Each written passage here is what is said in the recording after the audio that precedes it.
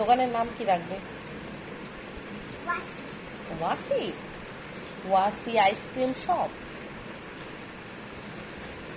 অনেক আইসক্রিম কিন্তু মেক করতে হবে। ফ্রিজে রাখবে প্যাকেটে করে?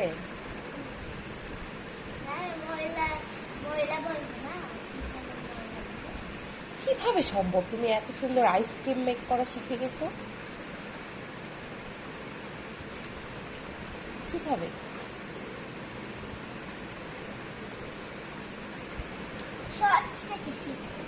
শর্টস দেখে শিখছো?